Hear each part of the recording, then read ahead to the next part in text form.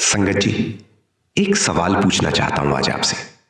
आपने कभी महसूस किया है कि जब इंसान बिल्कुल टूट जाता है, जब उसके पास कोई रास्ता नहीं बचता, जब वो अकेले बैठ के आंसू पोंछ रहा होता है और सोच रहा होता है कि क्या सच में कोई है जो मेरी सुन रहा है, तो ठीक उसी वक्त कोई आ जाता है, बिना बुलाए, बिना बताए। आज जो साखी मैं आपको सुनाने जा रहा हूं, वो कोई सुनी सुनाई बात नहीं है, वो कोई किताब में लिखी कहानी नहीं है। वो एक बहन की जिंदगी में घटा हुआ वो लम्हा है जो उन्होंने खुद जिया, एक चलती ट्रेन में, जब वो बिल्कुल अकेली थी और अचानक वो अकेली नहीं रही। और संगत जी, जो चीज सबसे ज्यादा हैरान करने वाली है वो ये नहीं कि क्या हुआ, वो ये है कि जब उन्होंने आसपास के लोगों से पूछा तो सबने कहा, बेटी यहां कोई नहीं था, तू तो कब से अकेली बैठ रही है। सुनिए पूरी बात, क्योंकि इस कहानी में एक ऐसा मोड़ आता है जिसको सुन के आपकी रूह कांप उठेगी। राधा स्वामी जी, संगत जी, बाबा जी और हुजूर जी की प्यारी साथ संगत को राधा स्वामी जी, पहले मुझे ये बताओ, क्या आपने कभी सोचा है कि इंसान को सबसे गहरी तकलीफ कब होती है? जब कोई मर जाता है? नहीं। जब पैसा चला जाता है? नहीं। इंसान को सबसे गहरी तकलीफ तब होती है जब वो अपनों के बीच में रहता है और फिर भी बिल्कुल अकेला महसूस करता है। घर में लोग हैं, बातें हो रही हैं, रोटियां बन रही हैं, लेकिन अंदर से एक चीज टूट रही है, आहिस्ता आहिस्ता, जैसे पत्थर पर बहता पानी रुके ना भी रुके और चीरे भी देता है। उस बहन के साथ भी यही हुआ था। वो अपने मायके में थी, कुछ दिन के लिए आई थी, सोचा था शायद कुछ सुकून मिलेगा, लेकिन वहां भी मन शांत नहीं था, क्योंकि दर्द तो अंदर से आ रहा था। बाहर का कोई इलाज अंदर के जख्म नहीं भरता। उन्होंने कई रातें जाग के गुजारी थी, कई सुबह आंखों में आंसू लिए शुरू की थी, और हर बार यही सोचा था कि अब और नहीं सहा जाता। वो एक सत्संगी थी, नामदान लिए हुए था, बाबा जी पर विश्वास था, लेकिन उस वक्त वो विश्वास भी जैसे थोड़ा धीमा पड़ गया था। यही होता है जब दर्द बहुत ज्यादा हो जाता है। वो रब को भूलते नहीं, लेकिन ये जरूर सोचने लगते हैं कि क्या वो मुझे देख रहा है, क्या मेरी बात पहुंच रही है उसके पास। और संगत जी, मैं आपको बता दूं, यही सवाल जो वो बहन पूछ रही थी अपने दिल में, आज आप में से भी कई लोग यही सवाल लेके बैठे हैं कि सच में कोई है, सच में वो सुनते हैं। इस पूरी कहानी का जवाब वही है। संगत जी, एक काम करो, कमेंट बॉक्स में अभी लिखें राधा स्वामी जी, और साथ में अपना शहर जरूर लिखें, बताओ कि कहां से सुन रहे हो। और जो पहली बार इस चैनल पर आए हैं, प्लीज चैनल सब्सक्राइब करें, बेल आइकन भी दबाओ ताकि कोई भी साखी मिस ना हो। वो दिन आ गया जब उन्हें वापस ससुराल जाना था। उन्होंने अपना बैग उठाया, घर से निकली, स्टेशन पहुंची, प्लेटफॉर्म पर खड़ी थी। ट्रेन आने में वक्त था और वो अकेले खड़ी थी। बाहर से बिल्कुल ठीक लगती थी, अंदर से पूरी टूटी हुई। ट्रेन आने की आवाज आई, भीड़ बढ़ी, सब चढ़े, वो भी चढ़ गई, अपनी सीट पर जाके बैठ गई, खिड़की के बराबर वाली सीट। बाहर पेड़ों का सिलसिला तेज था, लेकिन उनकी नजर अंदर ही कहीं अटकी हुई थी। और उसी गहरी खामोशी में उन्होंने दिल से पुकारा। कोई आवाज नहीं निकाली, होंठ नहीं हिलाए, लेकिन अंदर से एक पुकार उठी, बाबा जी, अगर आप सच में हो तो मेरी भी सुन लो, बस एक बार, मैं टूट चुकी हूं। ट्रेन चल पड़ी। वो खिड़की से बाहर देखने लगी। आंसू आ रहे थे, लेकिन वो रोक रही थी क्योंकि आसपास लोग थे, और उस बहन को नहीं पता था कि वो जो पुकार उन्होंने अपने दिल से उठाई थी वो पहुंच चुकी थी, और अब जो होने वाला था वो आज तक उन्होंने किसी को पूरी तरह नहीं बताया था। ट्रेन में शायद 20-25 मिनट गुजरे होंगे। वो खिड़की से बाहर देख रही थी, उसी गहराई में, उसी दर्द में, जब अचानक उन्हें लगा सामने वाली सीट पर कोई आके बैठ गया। उन्होंने कोई आहट नहीं सुनी, कोई हिलने की आवाज नहीं, कोई आया और बस था। पहले उन्होंने सोचा शायद ध्यान नहीं रहा मुझे, ट्रेन में लोग चढ़ते बैठते रहते हैं। लेकिन फिर एक अजीब सी बात हुई। उन्होंने धीरे से नजर उठाई।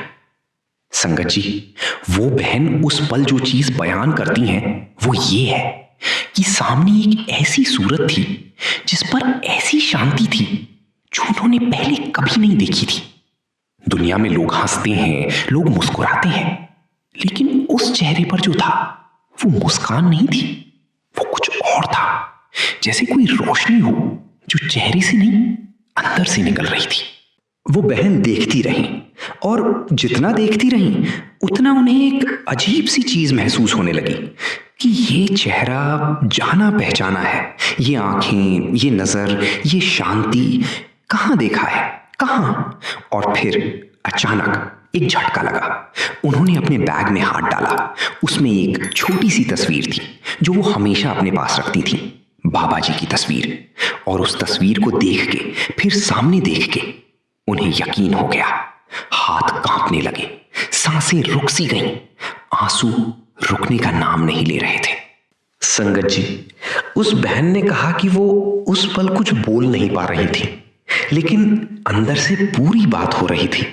जैसे कोई तेरे दिल के अंदर के हर दर्द को देख के, हर अंधेरी रात को देख के तुझे बता रहा हो कि हाँ, मैं जानता हूं, मैं था, हमेशा था। फिर उन्होंने कांपती हुई आवाज में एक सवाल पूछा, आप कौन हैं?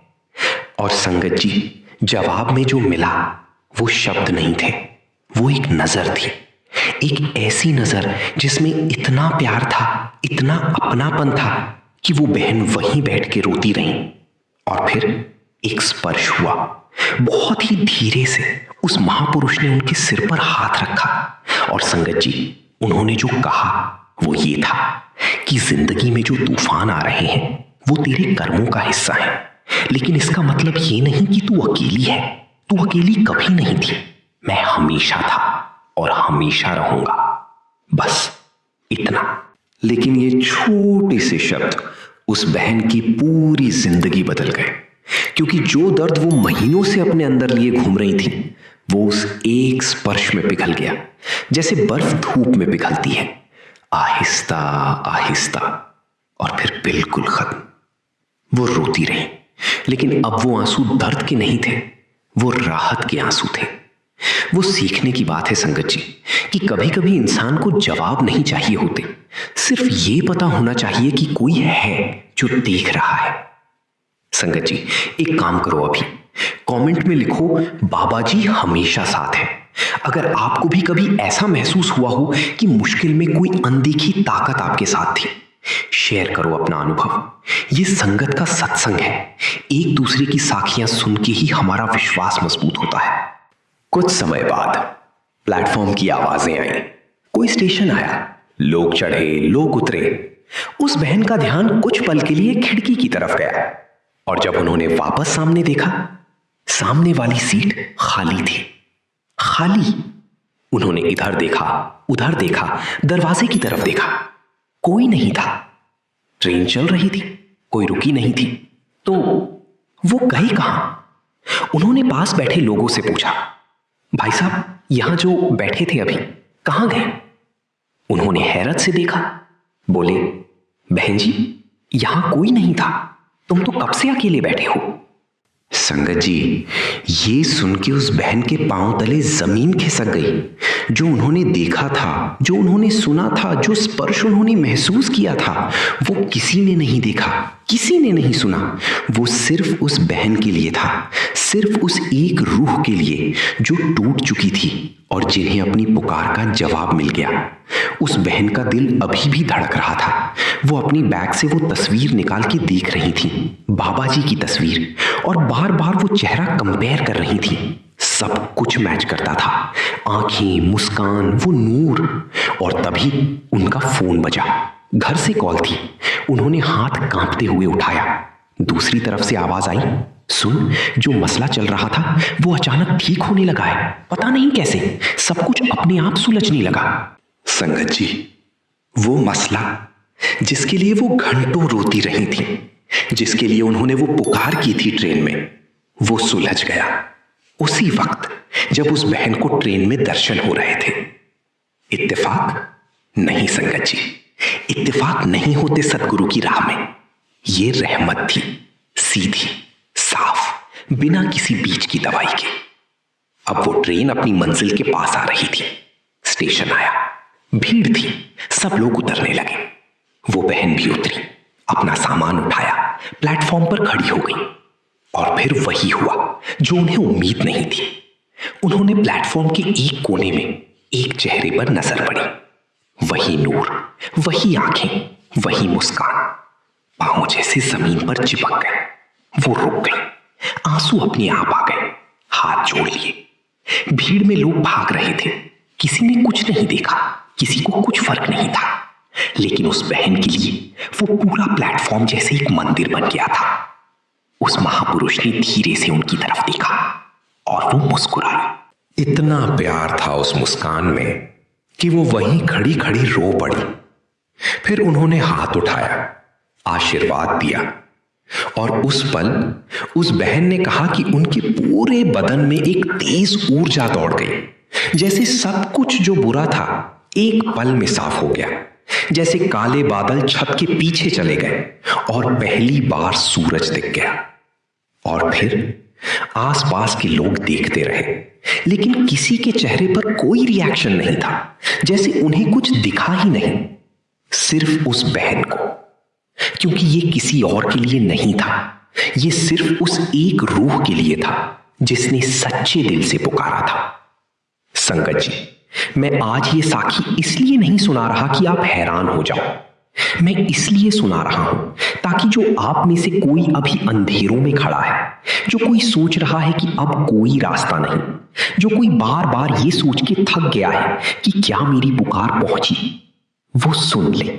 वो पहुंची, हमेशा पहुंचती है। सदगुरु किसी स्टेशन पर नहीं रहते, वो शेड्यूल देख के नहीं मिलते। वो तब आते हैं जब रूह सच्ची तरह टूटी होती है, जब इंसान के पास सिर्फ एक ही सहारा बचता है। उस बहन ने कोई विशेष साधना नहीं की थी उस दिन, कोई पूजा नहीं, कोई पाठ नहीं। उन्होंने सिर्फ एक काम किया था, सच्चे दिल से पुकारा था, और यही काफी था। राधा स्वामी जी की जो मेहरबानी है वो समझानी नहीं होती, वो सिर्फ महसूस होती है। और अगर आज इस वीडियो के बाद आपके अंदर एक छोटा सा भी विश्वास बड़ा हो गया, अगर आपने सोचा कि हाँ शायद मेरी पुकार भी सुन ली जाती है, तो इस साखी का मकसद पूरा हो गया। संगत जी, एक काम जरूर करो, कमेंट में लिखें राधा स्वामी जी और साथ में अपने शहर का नाम, ताकि इस संगत का एक रिश्ता बने। हम जाने कि ये दर्शन, ये रहमत कहां कहां तक पहुंच रही है। और जो भी भाई बहन इस चैनल पर नए हैं, प्लीज सब्सक्राइब करें और घंटी का बटन दबाओ, क्योंकि ऐसी साखियां हम बार बार लाते हैं जो सिर्फ कहानियां नहीं हैं, जो जिंदगी के सच्चे अनुभव हैं, जो आपका विश्वास मजबूत करते हैं। संगत जी, उस बहन की जिंदगी उस दिन के बाद बदल गई। नहीं, मसले एक दिन में खत्म नहीं हुए, जिंदगी एक दिन में आसान नहीं हो गई, लेकिन एक चीज बदल गई, उनका दिल। उन्होंने विश्वास करना शुरू किया, सच्ची तरह, डर के नहीं, उम्मीद के साथ। और जब दिल में ये उम्मीद जगती है तो सदगुरु का हाथ हमेशा सर पर होता है, वो दिखे या ना दिखे। हुजूर जी का एक वचन है कि भक्त कभी अकेला नहीं होता, चाहे दुनिया पूरी छोड़ दे, सदगुरु नहीं छोड़ता। यही इस साखी का संदेश है। आप सबको बाबा जी की रहमत मिले, हुजूर जी का आशीर्वाद मिले। राधा स्वामी जी।